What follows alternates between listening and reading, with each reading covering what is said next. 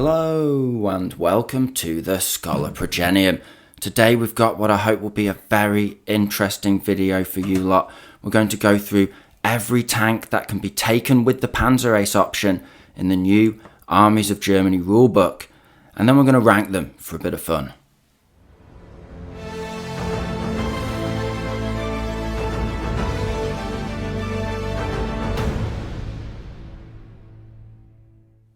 So yes, ladies and gentlemen, we've got our hands on the new Armies of Germany rulebook. You may have already seen us try it out in our battle report that came out earlier this week. If you haven't, then I'll leave a link in the description below so you can go check out all the action. However, I thought it'd be really cool. I know a lot of people are dying to find out what tanks they can take for Panzer Ace. Any autocannons in there? The Wirbelwind perhaps? Well, we're about to find out. Because what I thought I'd do is I'd get some tanks out. We can have a little look at some models because that's always fun. And what we'll do is I'll rank them in a tier list. Now, there's not that many tank options. Perhaps some of the tiers will be left empty. However, we'll find out as we go along. I'm going to share my thoughts, my ideas. Now, I have only tried out one of these tanks. So we generally focus on no theory craft on this channel. We like to keep things real. We like to share play tested, tried and tested tactics when we do tactics videos. However, I know you guys are chomping at the bit to find out more about what's going on with Panzer Ace. So I thought we'd dive right in and do this tier list now. And then it might be fun to come back in 6 months or so and see if anything's changed, see if any tanks have risen up as stars, maybe some are just totally useless. We'll find out in our battle. Now, with all that out of the way, let's get stuck into the meat and potatoes of the video. So I thought we'd rank these tanks A to D as we go through them, or even S to D. So S would of course be, wow, this is an amazing unit. You should take it in every list. If you don't take it, your list is lacking an obviously powerful unit. A is, this is a great unit. Take it if you want to have a powerful unit in your force. B would be, yeah, you know, you can take it. It's sometimes going to get its points back, sometimes not. It functions fine, like it's not damaging your list. C would be, you're taking this because you like the unit, not because you want to run an effective list. And D would be, you just hate winning, basically. So with those broad brushstrokes of categories out of the way, and of course we're doing this low tech. Of course I could pull up the laptop and put some pictures in of tanks and stuff like that, but we're doing it low tech because it's kind of funny, tongue in cheek, and also because then we get to look at tank models as we go, and I get to play with tank models, which is always fun, of course. So with all that out of the way, first of all, let's look at the Panzer II and III. Now, sadly, we blast straight past these guys. They're not included in the Panzer Ace option. Sorry to get your hopes up there. The Panzer II would be so good with Panzer Ace because, again, that +1 to pen, +1 on the damage table for an autocannon would make it legit really good, and so cheap for veteran as well. Panzer III, again, the same thing would apply. It'd be a nice, cheap veteran tank that can punch well above its weight. You could take it maybe even armor 8 with a pen 6 weapon. I mean, you live in the dream there, aren't you? With fully enclosed, not having to be open topped like certain tanks that have that loadout, like the Hellcat maybe. I think they're maybe armor 7 off the top of my head. But either way, you get the idea. So sadly, sorry to get your hopes up there, but we move straight on to the classic, El Clasico, the Panzer IV. So before we get too carried away with ourselves, what is the Panzer Ace rule? Well, it's very straightforward. You can select one tank in your Armies of Germany force, and you can make it a Panzer Ace. But it has to be a veteran tank, which means to use this national rule comes with a points cost. And to use your buzzsaw rule, that comes with a points cost. You've got to buy those LMGs and MMGs. Now, they're cheaper now, more effective now. But it means to make use of those national rules, you are paying the points for them. Now, the Panzer Ace rule, what does it do? Well, it's very interesting. It lets that veteran tank, when it gets a hit, to add +1 to the damage roll and also to add +1 to the result on the damage tables, so either the glance or penetration table. Now that's very interesting. If you have a heavy anti-tank gun, that's normally Pen 6, that goes up to Pen 7, the same as a super heavy anti-tank gun. If you've got a super heavy anti-tank gun as standard, such as the old Tiger 1 here, well then, that's going to make you Pen 8. Now Pen 8 tank, if it shoots an Armoured 7 vehicle, it double pens it on a 2-up. Because 2 + 8 makes 10, and 10 is 3 more than 7. So Hanomag's, Vickers light tanks with an autocannon, anything like that, M3s for the Americans, double pen it as long as you get the 2. So that means you've got 2 chances on an Armour 7 vehicle to knock it out on a 3-up roll, as long as you get that hit and don't roll a 1 on the damage roll, which of course will happen. First up, we have the Panzer IV G, H and J versions. So you can't take it on an early war Panzer IV, it has to be mid to late war. Now, the loadout of the Panzer IV, the main cannon, is of course a heavy anti-tank gun. And for veteran, as you guys know from the big rulebook, is going to set you back 270 points, so no change there. Now that's very interesting because with the Panzer Ace rule, that makes this pen value 7 on his big gun. And pen value 7 means if you're taking on the popular Panzer II or T60 Armour 8 light tanks with an autocannon, which are just becoming more and more common as we get further into version 3, then you're going to be penning these guys on a 2-up on the damage roll, so just don't roll that 1, and you'll actually get a double pen on a 4-up, because of course 7 + 4 is 11, and 11 is 3 more than 8. So with that maths, that means you are just knocking these bad boys out. Now on top of that, the Panzer IV has a turret.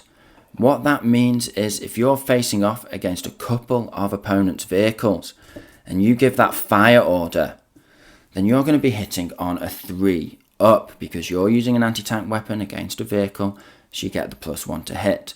Now let's say one of these is in cover and one of these is not in cover. Then with that fire order, you can shoot at the unit that isn't in cover. That's a massive advantage for Panzer Ace straight off the bat, is that turreted vehicles are just infinitely better than basically self-propelled guns like the StuG III G.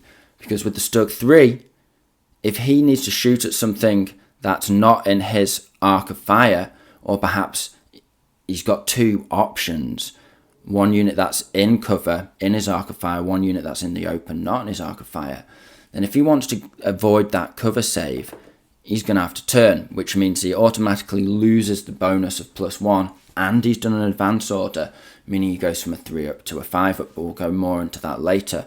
So yeah, that means essentially if you think about Panzer Ace, it makes the damage roll way more reliable.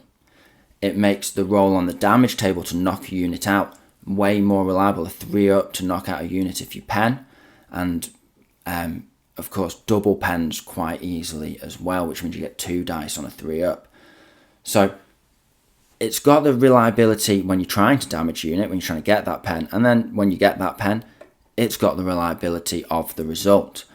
So the main thing you want to be focusing on is getting through that hit roll as easily as possible. That means staying still and firing, and it also means shooting at units that aren't in cover, because if you're shooting at a unit, a tank in hard cover or even soft cover, that is just a real barrier to all of your bonuses. Yeah, I've penned. Yeah, I've got a 3-up.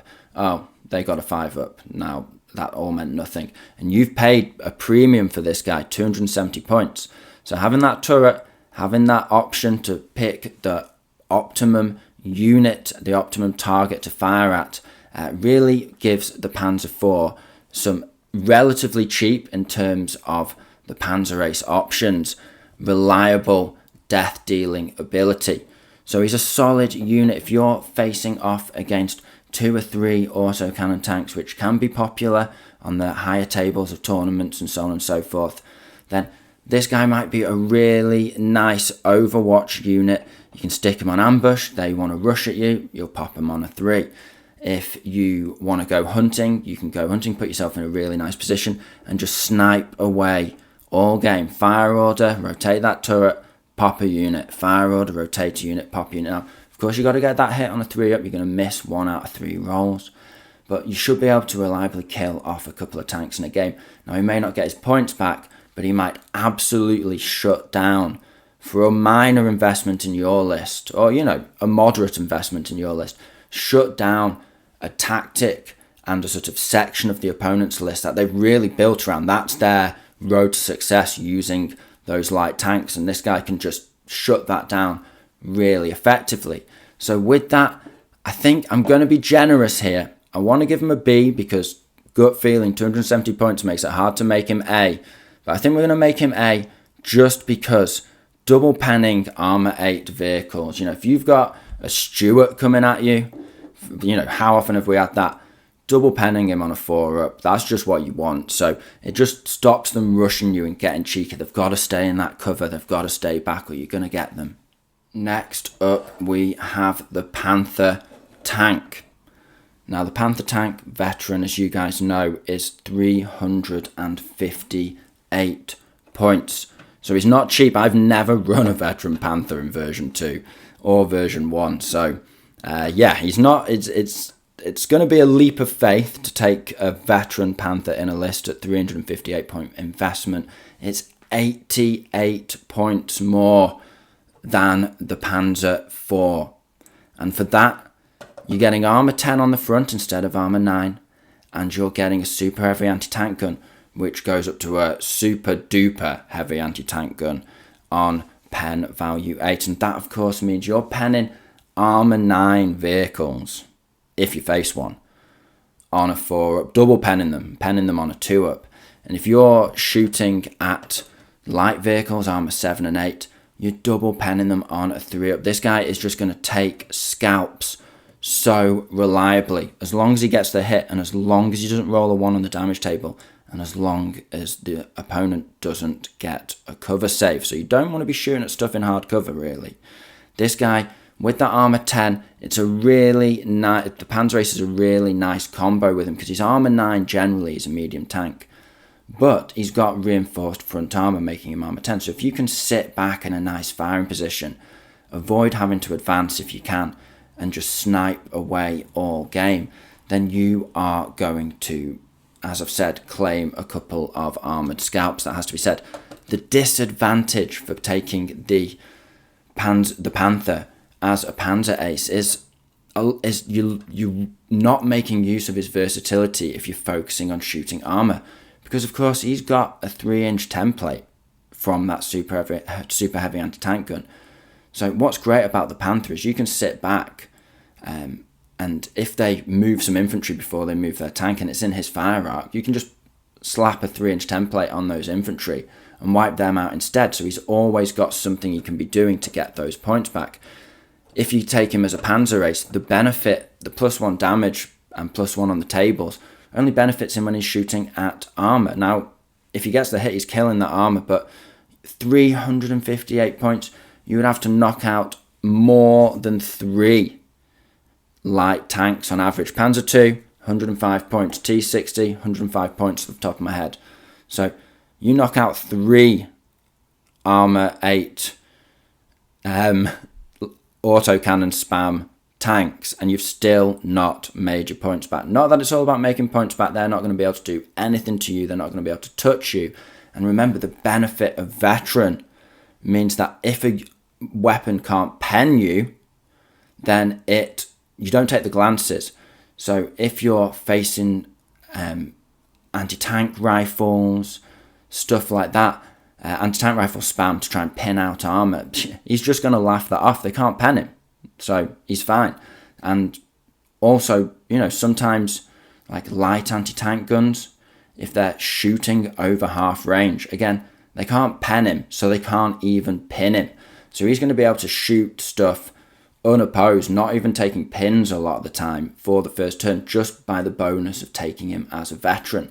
So you are going to, even though you've paid those points for a veteran tank and it's a big investment, if anyone else wants just the ability to ignore pins, they're paying a premium on their tanks, and you get a little cash back, you get a little rebate, you get this bonus reliability to damage if you actually take the veteran tank. So it's better than anyone else's veteran tanks. That's what we've got to remember. So with the Panther, yeah, it becomes an absolute light tank killing machine. He can knock out almost any tank in the game. I mean, if you think about it, if he shoots at a super heavy tank, I think some of the KVs are super heavy tanks, then they've got armor 11 plus. They've paid a real premium for that tank. And he can pen them. He's got pen 8. He can glance them on a 3 and pen a super heavy tank on a 4, which is just, it seems like absolute madness when you say it like that. So if your opponent, your regular opponent, your best mate, one of your siblings or whoever you play with a lot, loves to take a heavy tank for a bit of a laugh, then maybe with the Panther you could wipe that smile off his face. So I really want to put him in the B category. I really want to put him in there. But ultimately, whenever you pay 358 points for one dice, one tank, you are impacting your list. That's just undeniable. So I think the Panther, although I love him, although he's going to be an absolute mad unit veteran Panzer Ace, he's got to go in C. C with a toe in B.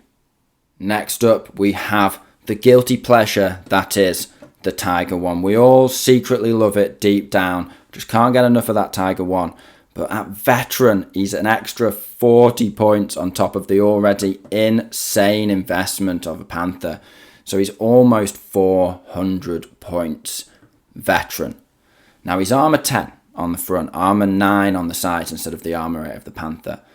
So what that means is you're ignoring all light weapons, but armor 10, it's all right, but on the front you're just the same as the Panther.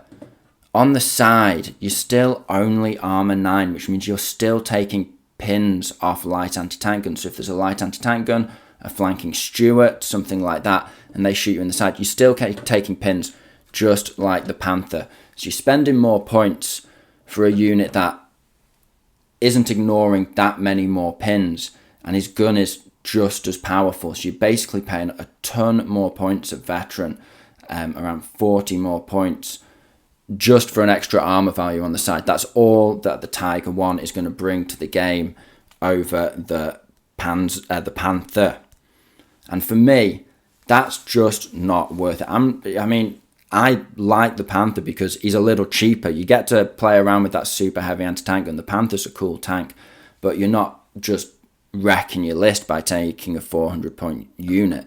So for me, the Tiger 1, he's great. He looks great. All of the same things apply in terms of, you can pen a super heavy tank. You can knock out light tanks really easily, like getting a double pen on, a 3-up, something like that. So, getting a double pen on half tracks and Hanomag and so on and so forth, M3s, and like Vickers light tanks, the British autocannon tank, on a 2-up. So he's, all of that still applies to him. But essentially, when you think about it, between the Panther and the Tiger 1, at the veteran, paying that percentage point extra increase, and all you're getting is the extra armor on the sides, for me, it's just not worth it. He's really not ignoring that many more pins than the Panther. So although I love him, a Panzer Ace Tiger 1's obviously super cool. It's like the coolest. But in terms of versatility in the battlefield, I think it's a D. I think if you want to lose a game, take a Tiger Ace. A Tiger Ace, yeah, that's the best way to call it, because I just don't think he's going to survive. I think he's going to get knocked out, and you're going to be playing, a 600 point game versus 1,000 points, or 850 versus 1250. He's just too much at the end of the day. Next up, we have the Tiger II. Now, I don't actually own a Tiger II. I have run one. I've borrowed one in the past. But, the same applies, only multiplied by a factor of 10. Because the veteran Tiger II is just crazy. It's more than half your points in a 1,000-point game for one dice, for one tank. Yes, the Tiger II is damage 11. That makes him quite significantly better than the Tiger I, because then over half range you're ignoring light anti-tank guns on your side and front armor. That is massive. That is really, really good. Okay, because flanking vehicles that are just over that 24-inch range from you, flanking, anti-tank gun positions that are on a flank, protecting a flank. If you're coming down the middle or on the other side of the board, they're not hitting you, or they're not even putting a pin on you. It takes a medium anti-tank gun to pin you, basically, or a light anti-tank gun within 24 inches. So the Tiger II gets a jump up. It's better than the Tiger I, and points-wise, it's probably a better investment than a Tiger I. So functionally, a Tiger II is certainly better than a Tiger I, but ultimately, it's just an insane points investment. If I'd put it in E category if I could, but it's going to have to go in D behind the Tiger I. So I'll add that to the list. So that brings us to the end of the tank option. So I think a lot of people predicted that the Panzer IV G, the Panther, the Tiger I, the Tiger II, basically the Panzer IV onwards are the Panzer Ace options. I would have liked to see the Panzer III, a lot of quote-unquote Panzer Aces, did cut their teeth in Panzer III. So I would have liked to see maybe the mid-war Panzer III, the G and L, etc. variants get the Panzer Ace option, but hey, is what it is.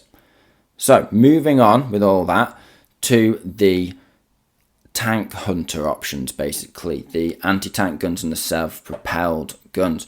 Now first up we have a StuG III and the F category onwards, StuG III and StuG IV can take Panzer Ace, which is really cool. I was really hoping for that, just because I love the StuG. I know it's not as good as the Panzer IV for the slight point difference. I'm aware of that, but I love the StuG. You don't choose the StuG life. The StuG life chooses you. It's just the way it is. And my boys out there who live the StuG life, they know it just like I do. Give us a thumbs up in the comment section down below if you live the StuG life. Let me know. I want to hear my boys out there. Now, StuG, it's an Armour 9 vehicle. It's got a heavy anti-tank gun, which means it's going to go up to equivalent of a super heavy anti-tank gun. So it's going to have that Pen 7. All the same things apply that I've said to the Panzer IV. So of course, you're penning light vehicles easily on a 2-up. You're double penning Armour 8 vehicles on a 4-up, and that damage roll is going to be 2 rolls of a 3-up if you get that 4-up to pen. So the gun is absolutely fantastic, but I mentioned a bit of this earlier. Unfortunately, the StuG comes with a big disadvantage. Now, StuGs have had an upgrade in version 3, in that now, of course, they get 2 pivots, which makes them really good and way more accessible for new players. I think a lot of players, if they're new players and they start with Armies of Germany and they try out the StuG, they get put off because he's hard to use when you're a new player back in version 2 and 1. Because you only got 1 move and a pivot. That's, easy to avoid if you're playing against an opponent who's got a turreted tank.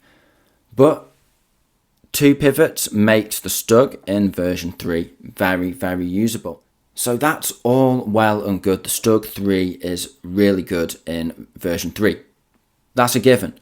But is he worth it as a Panzer Ace? Well, if you're paying for a veteran StuG 3, as you know from the big rulebook, you're paying 258 points. That's just 12 points cheaper than a Panzer IV. Okay?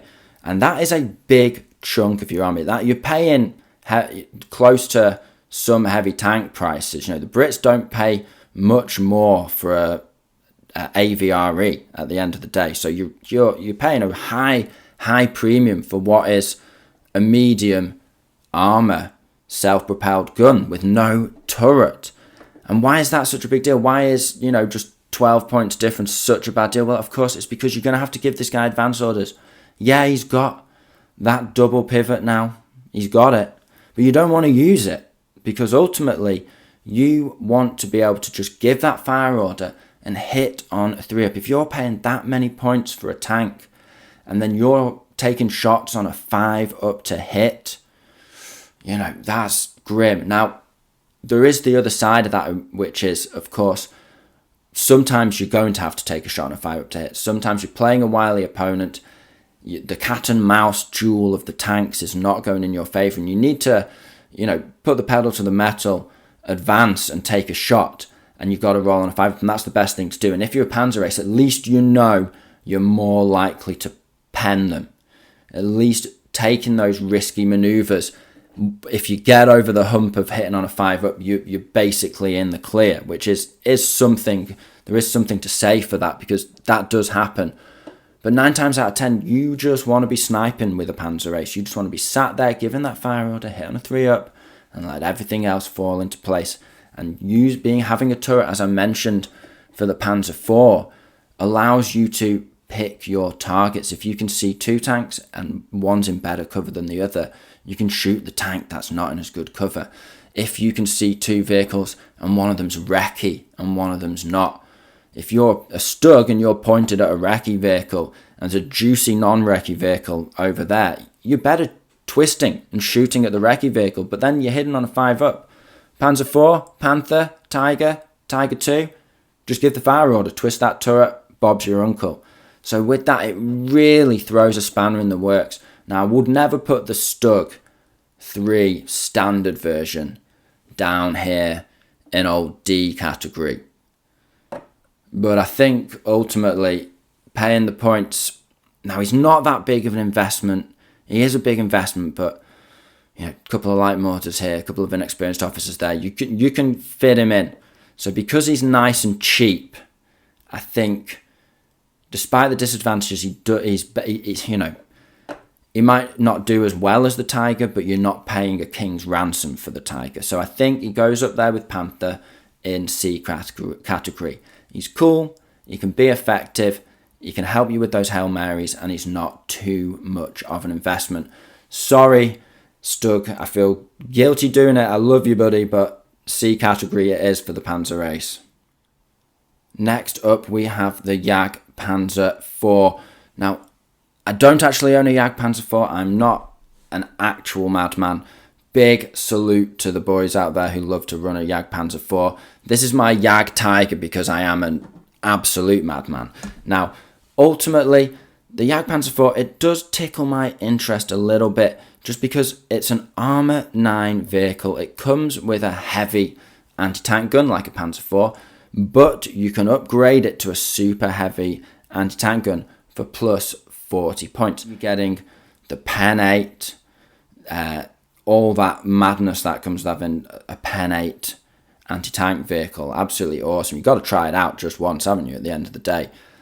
But it's not costing you that much. He comes on an Armour 9 vehicle. So he does come in at a usable cost, you know. So I've never run a Jagdpanzer IV. In 2 and a bit editions, you know, I've been playing since 1st edition. Never run one. Never seen one run. I've never played against one in countless hundreds of games of bolt action. But at 348 points, you know, he's a bit of a premium. But super heavy anti-tank gun, it's tempting me, you know. Now, unfortunately, of course, he's going to pay all the same penalties of not having a turret as our friend the StuG here. And that means a wily opponent is going to keep you hitting on 5-ups all game. Okay, fine, I'll shoot at infantry. Okay, fine, why did you take a veteran tank then? You could have done that with a regular one. So, the kind of circular argument you're going to lose when you're trying to justify this vehicle to yourself. But it's not so cost prohibitive that you're throwing the game away before you start. But he's just not effective, and he's pricier than the StuG. And he's really not achieving anything more than the StuG. He's the same armour and everything. In fact, you know what? He's alright, but I don't know. We'll put him like this. He's half C, he's half D. He's not great. I mean, you're probably throwing your points away. Next up, we have a Jagdpanther. Now a Jagdpanther is to the Panther what a StuG is to a Panzer IV, which is that you're paying basically the same amount of points and you're not using a turret. And when you've got Panzer Ace, as I've gone on in detail about, you're missing out massively. You want that turret so you can use the fire order way more often. So ultimately, on that basis, I think it's unarguable that the Jagdpanther is going to go into the D category, because essentially he's more expensive than the Jagdpanzer IV just for armor 10, which, as I've said, isn't that much better than armor 9. He's got the same gun as the upgraded one for way more points, crazy more points. You can get a machine gun team for the kind of points I'm talking about. And yeah, he's just probably not going to hit that much over the course of the game, maybe a couple of units here and there. Next up, we go down in points, we go down in armor, we move later into the war, and we have the Hetzer.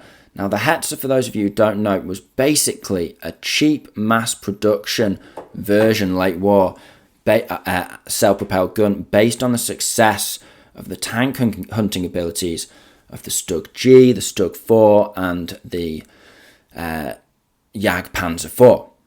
Now, it's cheaper than all of those, essentially. It comes in at a cheeky 246 points, which ultimately isn't that much of an investment for the Panzer Ace. The Panzer Ace abilities are amazing. You know, that +1 damage. Being able to take an armor 9 vehicle with a super heavy anti-tank gun for 246 points, you know, that's all right. That's not that bad at all, actually. So I like him because he's a further discount on a unit which I already have a preference for. And when we're paying these premiums, you know, we want to take every discount we can get. So ultimately, for me, I think the Hetzer's a relatively okay unit. Although, again, I don't think I can justify putting it in B, because I think the StuG Classic, at the points it is, barely makes it into B.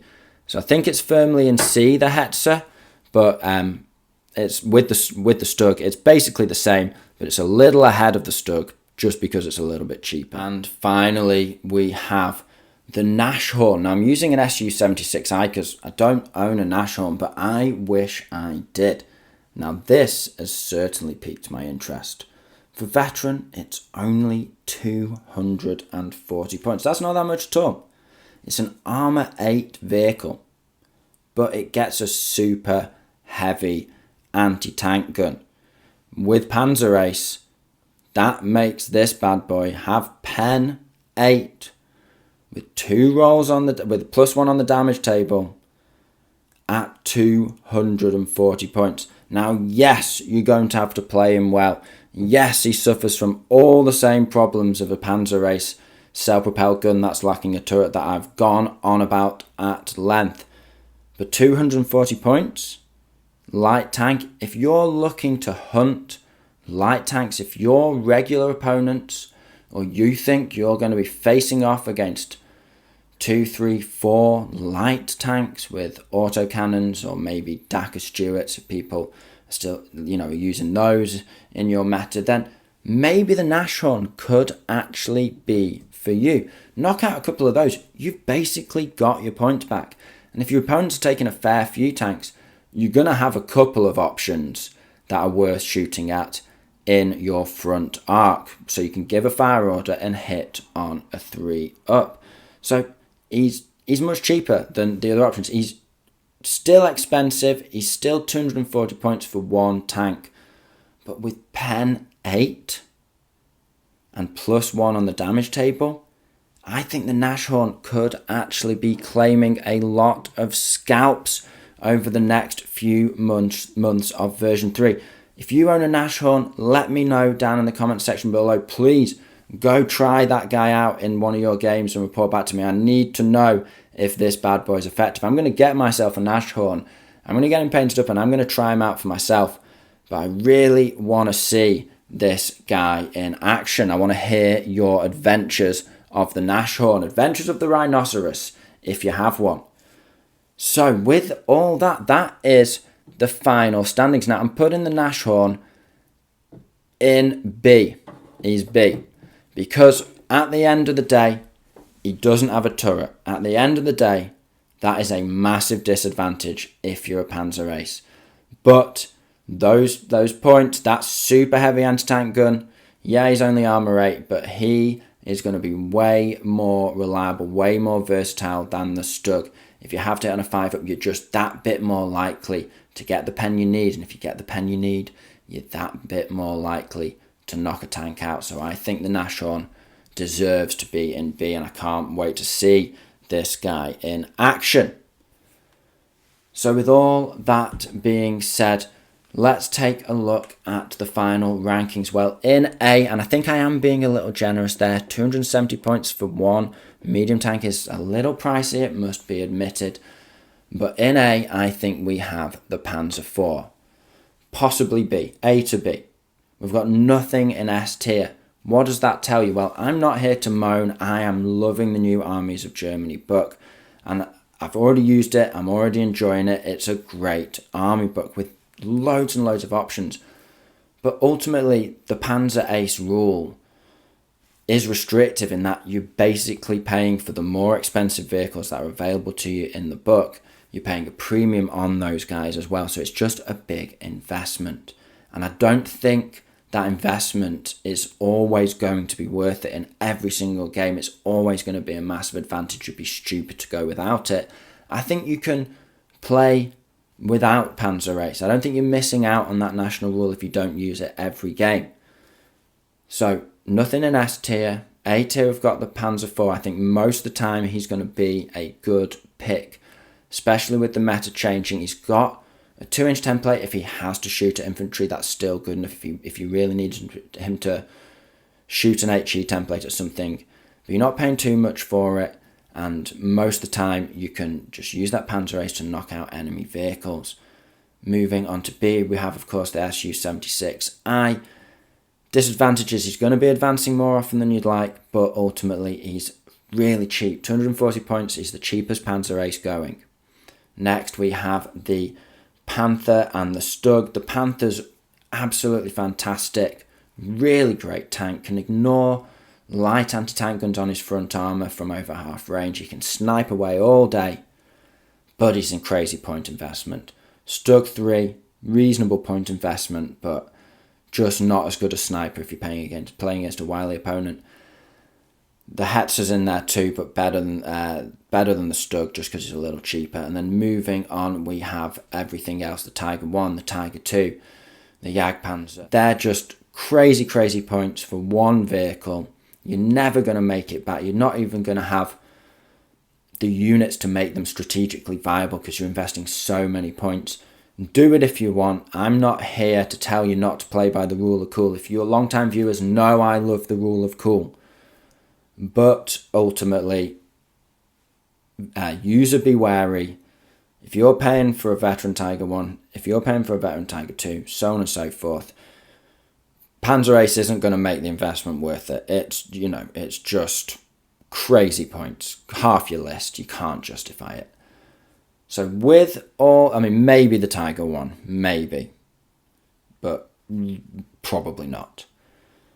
So let me know what you guys think in the comment section down below. Were there any tanks you were gutted to have missed out on?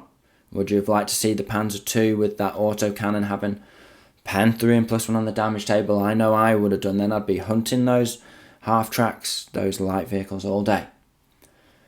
Are you wishing the Panzer III was in there? What units are you most looking forward to? Do you disagree with anything I've said? Do you think I'm going to prove myself wrong and discover that one of these vehicles is much better than it seems on paper? That's often the case in bolt action. There's a lot of variables out there. You've got to play those games to know the truth. So, with all that being said, I hope you found this video interesting. I hope you found it entertaining.